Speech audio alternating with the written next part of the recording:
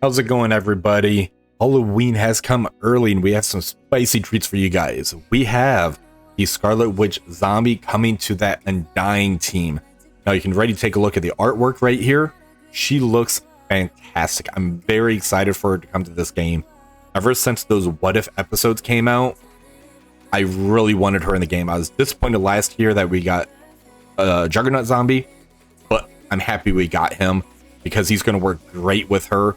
This Undying team is something I look forward to every year now. I love how every year we get that new Undying member. So go ahead, put in the comments who you want to be next year's Undying member. I think a Star-Lord would be actually pretty cool. I want a good Star-Lord in this game. But let's go ahead and take a look at the blog. And also, I did end up getting a spreadsheet together with these stat changes so we can really take a look to see how this team is going to rank up with the new meta. So let's go ahead and read this blog. The zombie horde grows. A new figure has abandoned the war against humanity's last survivors in favor of the war raging on Alliance helicarriers. Scarlet Witch zombie is this riding Hex Hellion joins her fellow Brain Eaters, Iron Man zombie, and Juggernaut zombie, along with the Goddess of Death, Hela, on the Undying team. And if you thought the Undying was an Alliance war monster before, just wait until you see the dark magic they can whip up against the top dogs of war. You may need the help of Mephisto or Odin to stop this zombie invasion. Let's stop right there. They're saying that we need the Dark Dimension 7 and Dark Dimension 8 characters to try to stop this team. That's saying a lot. Let's meet the new zombie, Scarlet Witch zombie. In an unfortunate alternate reality, Scarlet Witch was transformed into a terrifying zombie after a virus ravaged Earth's heroes and villains, turning them into undead monstrosities. Even in her zombified state, Wanda retained her powerful chaos magic, using it with deadly precision to manipulate reality, fire energy blasts, and telekinetically control objects. Driven by her undead hunger and twisted by the virus, the zombie Scarlet Witch became an unstoppable force, preying on survivors and even overpowering her former allies.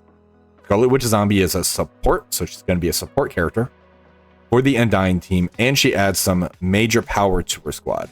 On any turn, if she's not exhausted, Scarlet Witch zombie flips all bleeds on herself and all Undying allies. On war offense, if her health is greater than or equal to 50%, she and her undead allies can't gain trauma. That's pretty powerful. Well, enemies can't fill speed bar for themselves. That's pretty cool. That's going to counter Super Skrull, Apocalypse, Falcon punches. That counters actually a lot of high-powered moves. Her attacks have serious bites. I like that pun. As any enemy killed by Scarlet Witch zombie can't be revived. Dark magic is on full display with this trick. The Scarlet Witch zombie begins the battle with an allied Juggernaut zombie. If he's slain and not revived, upon her next turn, after his death, she'll summon a Juggernaut zombie with 2 charge. So that's really cool, because if you don't have a big Juggernaut zombie and he dies, you basically need Storm because of that pre-taunt. That way you can at least take advantage of him and he comes right back. People's doing that right now in Alliance War to kind of help counter those Spider Society teams, just to make sure that he can get his turns off. So for her traits, she's a villain, global, biomystic. So there's that dual trait. That's really cool.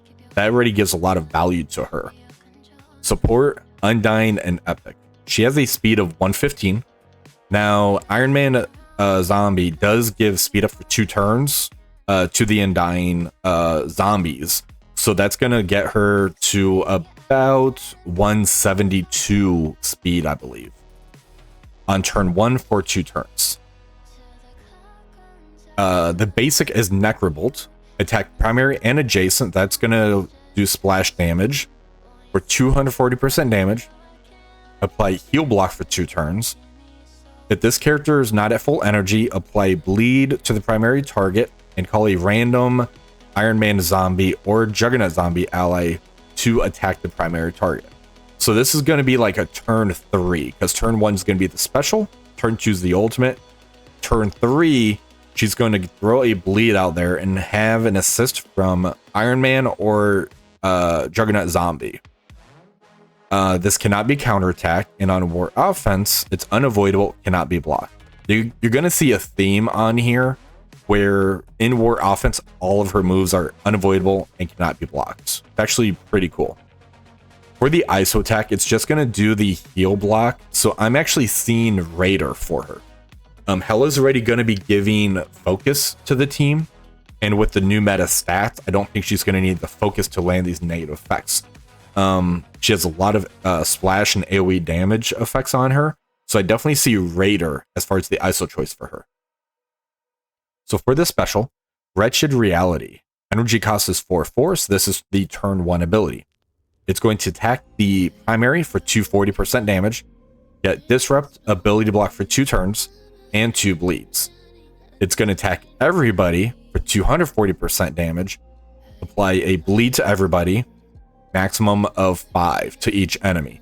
So it's going to hit the primary and then hit everybody. So that primary is getting 480% damage, Disrupt, ability block, and 3 bleeds, because 2 bleeds plus 1. That's pretty nasty.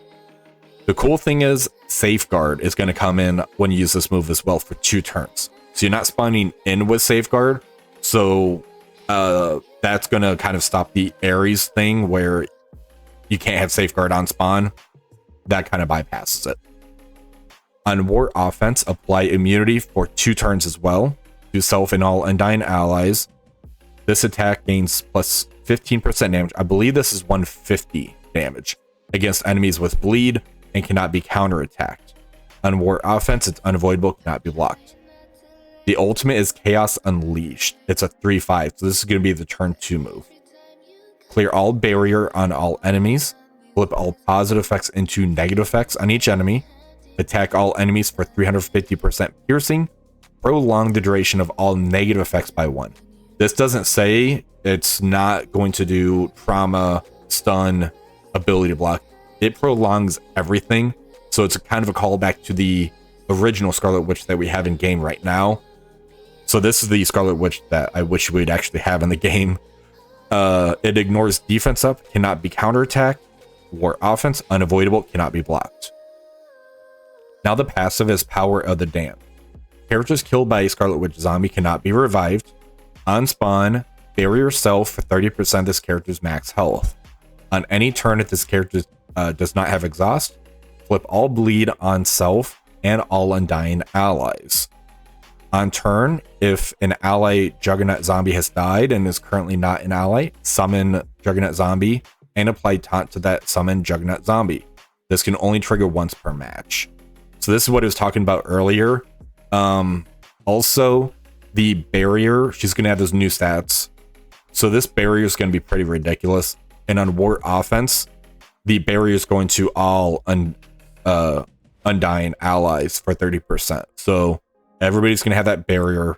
It's going to be pretty nasty. Summon Juggernaut zombie spawns with +2 charge. If this character's health is greater than 50% or equal, this is where they can't gain the trauma. And this here is the speed bar portion that I mentioned earlier as well. So keeping her above 50% is going to be pretty important. We need to see what a good 5th member of this team is going to be now. I'm kind of curious. I'm looking forward to doing testing and kind of theory crafting who would be an awesome 5th for this team. Put down in the comments who you want me to test. I'll happily test this out because I'm going to love this team. I already know it. So for the stat boost, we're going to take a look at that after. I actually have the spreadsheet ready to go. So we're going to take a deep dive into the stats of these characters. So Juggernaut Zombie did not get any kit updates. Iron Man Zombie did. His basic now just says attack the most injured enemy. Before it was supposed to say attack the most injured enemy that does not have bleed. So got rid of that line. The special, same thing. It got rid of the line where it says does not have bleed. So now it's just going to attack the most injured enemy. Also on war offense, it's going to be unavoidable, which is interesting because he already had like 200% accuracy. So this is going to kind of get rid of like any evades. So if a character has evade, he's still going to land it. The passive, this is actually really cool. So before, when he would die and come back, he'd come back with 50% of his max health plus 10% for each non-summon Undying ally. So there would be 2 Undying allies. He'd keep coming back at 70% health as long as everybody was out there. Now it's 50% plus 15% for each. There's going to be 3 other members, so that's going to be 45% extra health. He's coming back with 95% health every time. Pretty powerful. Now on War Offense, if this character has 2 or more non-summoned Undying allies, before it was just saying if Hela is an ally. So it's trying to make it to where you have to have the full 4-man team or 3-man team to really take advantage of these buffs on here, like the defense up for 2 turns, the speed up for 2 turns. Hela's stats, we're going to look at that. Hela's special is now going to call a random non-summon Undying ally. Before it would call in like Iron Man zombie, Juggernaut zombie. So now it's just saying it's 3 members. It's not going to say 3 members. It's just saying any of them. But as far as these stats goes, what I did is I went to the website, marvelstrikeforce.com. If you go to game and stats table, I'm doing this as a 7/7 for all of these characters, no diamonds on them, and I'm also doing it without the passives included. So what we end up getting on here is Hela is getting 30% boost to health, damage, focus, resistance, 25% to armor. These are the boosts that she's getting. These are her current stats at a 7/7, and this column here is the stats that it's going up to. So Hela's going to be having 1.6 million health, which is rank 60. Damage is 134, going up to 19 rank. And you can see it's not that impactful. This team had a lot of stats built into the passives. So we're going to take a look at that. But first, as far as the stats goes, Iron Man Zombie is getting 15% to health, damage, armor, 30% to focus and resistance. Juggernaut Zombies, 25% to everything, but the damage is 26%. For the passives, Hela's going to be gaining 15% max health and 15% per non-summoned Asgard or Undying ally. So that's going to put her at a 60% extra health pool. Iron Man Zombie gives himself 50% health and all of his allies 50%. So Hela's going to be getting 110% extra health. That's a massive amount. Hela's also is going to be saying if there's 2 or more Undying allies, plus 90% focus for the self and the allies. In war, she's going to be giving everybody 25% extra damage as well. So on the spreadsheet here, we have Hela getting 110 extra health. Zombie Iron Man's getting 100% health. Damage is 25%, but that's only in war. I listed that on here. Focus is 90% to everybody. Now the resistance comes from Juggernaut Zombie. 100% resistance. Also, Juggernaut Zombie has that interesting mechanic where he gets plus 30% damage per charge, and he can have 5 charges. So that's going to be a massive 150% extra damage. I didn't put that on here, but that's going to be like top tier. Now, as far as the overall stats goes, with the passives included, Hela's going to have 3.3 million health. That's rank 19 at about Silver Surfer level. And that's the new Silver Surfer. The damage is 168k. That's in war. That's rank 21, which is the same as Old Man Logan.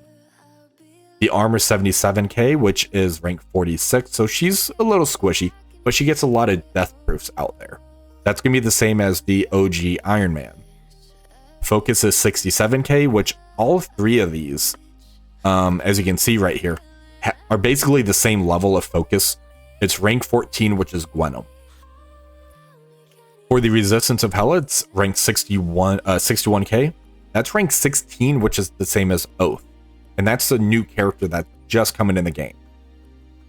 Now, Iron Man Zombie, because of the extra 100% health, he has 3.3 million health. That's going to be rank 27, which is the same as Void Knight. Damage is 149k. That's the same as Iron Man Infinity War. Armor's 80k, which is the same as Vol. So again, squishy, but he keeps coming back to life. So armor really doesn't play a role into what he can do. Focus, we already talked about that. His resistance is 58k, which is ranked 18, about the same as Morgan Le Fay. Juggernaut Zombie, this one's fun. So health is 2.8 mil. That's rank 20, which is the same as leader. Damage is 163k, but again, with those charges, that's an extra 150%. So that's going to be like 175% damage increase in war. That's Iron Patriot level without any of those charges. So you imagine with the charges what he would kind of jump up to. His armor is really good at 92k. That's rank 33, which is Silver Samurai. Focus, we talked about that. Resistance, 78k, which is rank 5. That's the same as Man-Thing. So the stats that these three characters got for the rework is actually very good. It's not like top 5, top 10 in every category, which I'm actually happy about. They're still trying to keep everything balanced. So that way the power creep isn't like outrageous, especially with those new meta stats. But overall, I am very, very happy about the team. I'm happy to start testing them out. She looks incredible. And again, let me know in the comments what zombie character you want to come to the game, because I would love to start kind of thinking about next year. Halloween around this time for the Undying team, that's just one of the bright things I look for in this game. But I do hope you enjoyed this video. If you did, give it a thumbs up, share, and subscribe to the channel. Until next time, have a wonderful rest of the day.